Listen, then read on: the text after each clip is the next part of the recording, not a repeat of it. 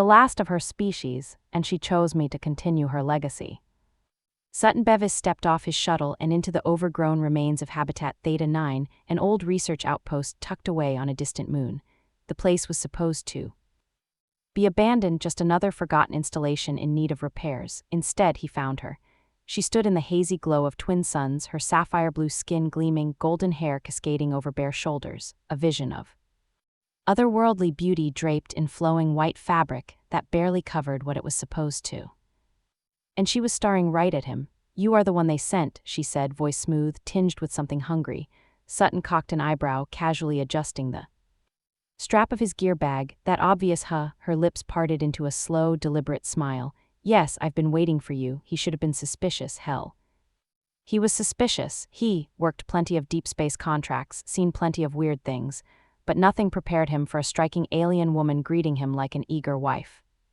Awaiting her soldier's return. "I'm Sutton, and you are." She stepped closer, moving with an almost hypnotic grace. "Millie, no last name, no designation, just Millie. You live here?" he asked, glancing around at the mix of crumbling human structures and vibrant alien flora reclaiming the land. "I am the last to live here," she corrected, tilting her head. "The last of my kind." Sutton exhaled, dragging a hand through his dark hair. "Well, that's rough." Millie's gaze roamed over him, lingering, assessing. Then she said, completely straight-faced, "I need you to mate with me." Sutton choked on his own breath. "I'm sorry, what?"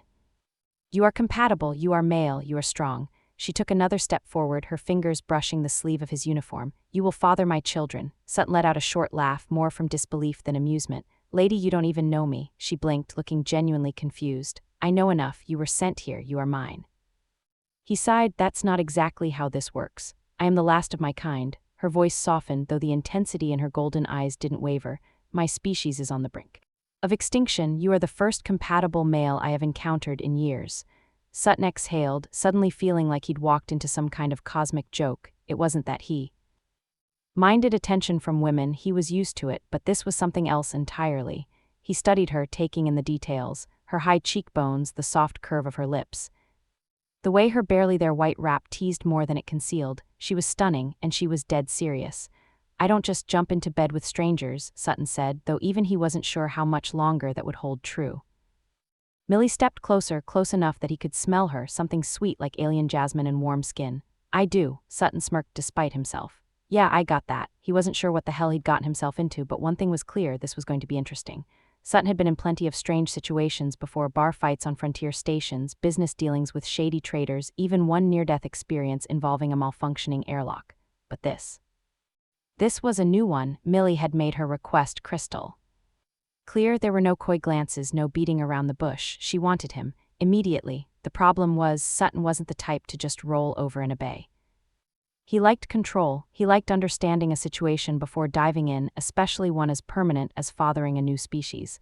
So, for the next few days, he kept busy with his actual job. The habitat systems needed repairs, and he used that as an excuse to ignore the beautiful, insistent alien following him everywhere.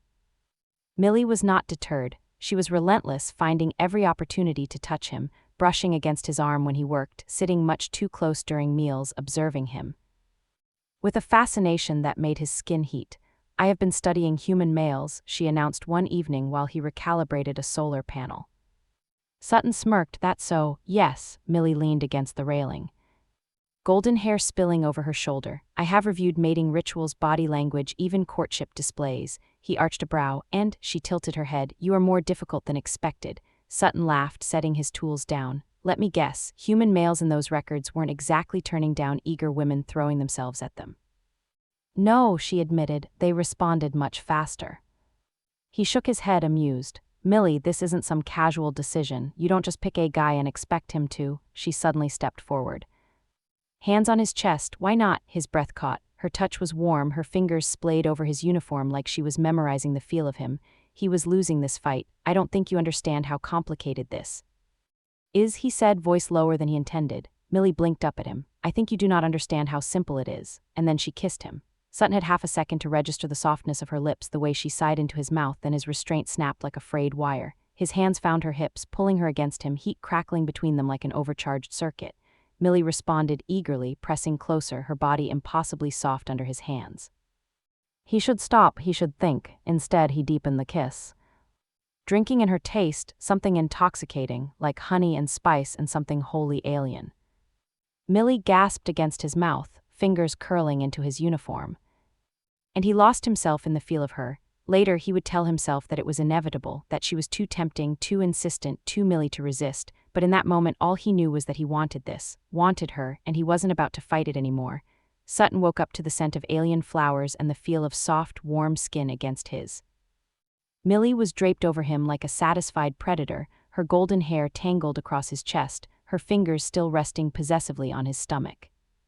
He stared at the ceiling, exhaling slowly. Well, that happened. Millie stirred, stretching like a cat before propping herself up on one elbow. Yes, she said, lips curving in a lazy smile, and it will happen again. Sutton smirked. That's so, she nodded, utterly confident. We must continue, it is only logical. Logical, he chuckled, trailing a hand up. Her back, can't say I've heard it phrased that way before. Millie pressed a kiss to his jaw. It is the way of my species, we are efficient. Sutton had no complaints. If she wanted to spend her days wrapped around him, who was he to argue, except... A week later, Millie casually informed him she was pregnant. Sutton nearly dropped his mug of something vaguely resembling coffee. I'm sorry, what? She blinked at him. Pregnant, with child, offspring, do you not have a word for this? Yeah, we do, it's just, he ran a hand through his hair, starring. That was fast. Millie tilted her head. Was it? He let out a breath. Humans take 9 months. She made a small sound of surprise. That is so slow. Sutton pinched the bridge of his nose. How fast are we talking? Millie placed a hand on her stomach, utterly serene. A few weeks. Sutton leaned back against the Habitat's console, rubbing his jaw. He'd always been a go-with-the-flow kind of guy. But this was a whole new level. So, he said slowly, I'm gonna be a dad.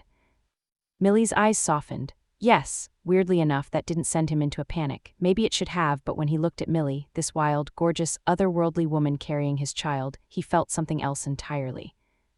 Something that terrified him more than anything. He felt happy. The next few days were a blur. Millie's body adapted at an alarming rate, her stomach rounding, her energy shifting, her instincts sharpening. She refused to let Sutton out of her sight, pressing herself against him like he was her anchor.